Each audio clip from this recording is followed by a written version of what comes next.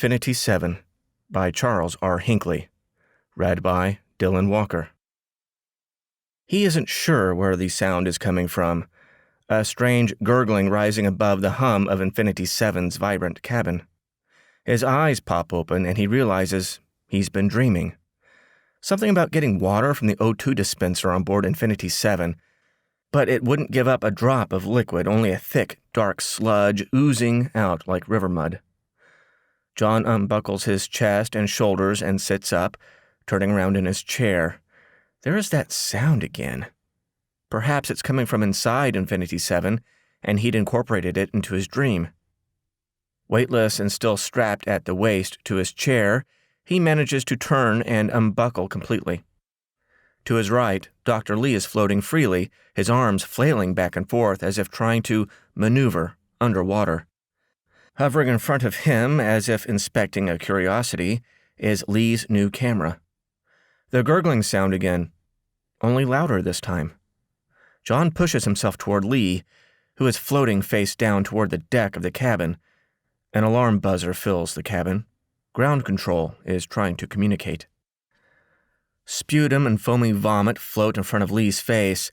His eyes are rolled back in his head as he gasps for breath. John manages to get a hold on Lee's arm and directs him to a chair. For an instant, Lee looks at John through watery, red eyes, like he'd been choking or crying.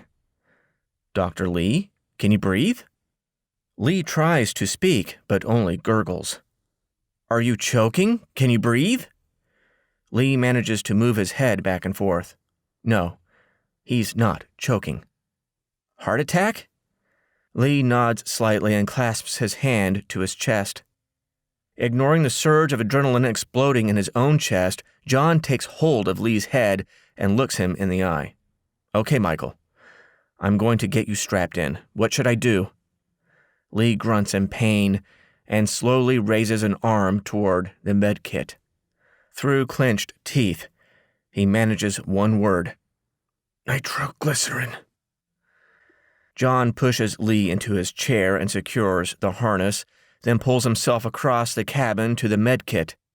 A barely perceptible, high-pitched buzzing distracts him, and he turns to see the camera hovering near his face. "Get away!"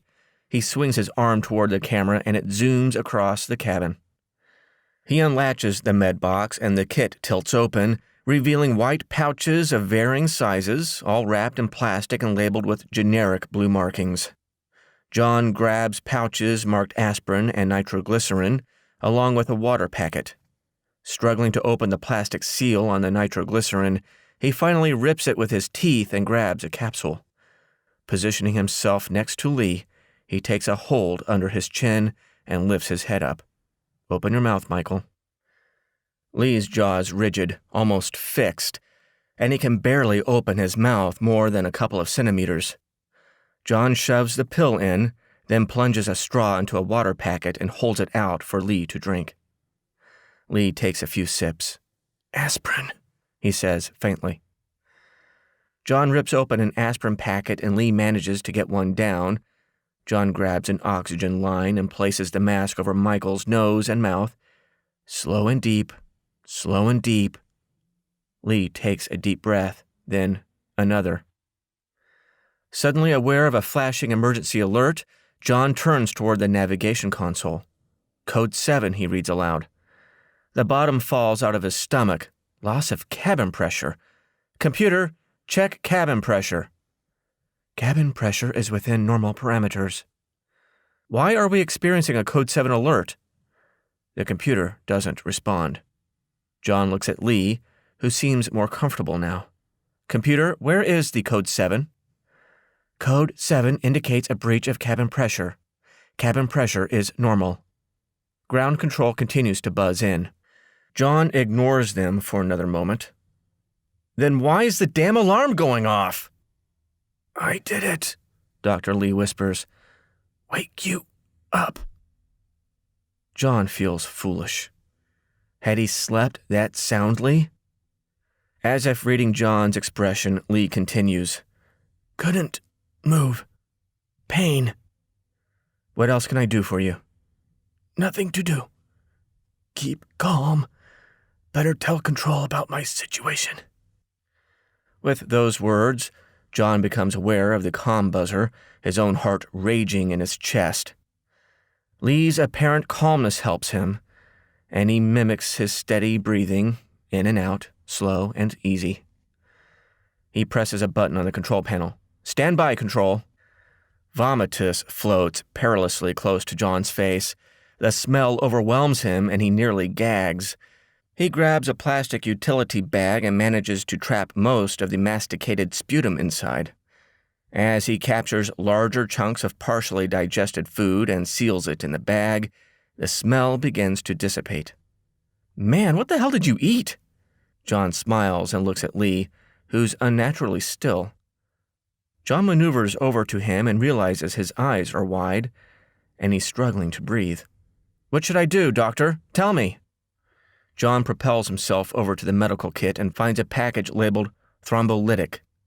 He remembers reading something about this medicine in an emergency medical course. He holds the package up for Lee to see. This? Should I use this? Lee is dazed but manages a nod. John holds out Lee's arm and unzips the flight suit emergency access port. Lee's arm falls free and John sets up an intravenous drip of thrombolytic. Lee's skin is pale. Dr. Lee! Can you hear me? Lee's eyes are glazing over. No, don't! You can't! Should I use the defibrillator? John pushes off the chair and glides across the cabin. Near the container of meds in bold letters, he sees what he is looking for. Defibrillator is printed across a red canvas bag. After unraveling the cord and juicing up the machine, he secures the portable defibrillator and pulls the electrode wires from the box. John moves back to Lee, who is motionless, staring, his pupils dilated and fixed, a puzzled look on his face, as if facing an enigmatic circumstance. John pounds Lee's chest, then puts his ear to listen for heartbeat, but does not find one. Lee stiffens and gulps air. Come on, Lee, come back! John continues to pump Lee's chest for several minutes. Lee's body is still now. No more thrashing or gulping. John rips open Lee's flight suit and attaches the defibrillator pads to his chest. Lee's body convulses and flies back into his chair with each shock. After a few minutes, John realizes it's hopeless. Lee's lips are blue, his eyes empty.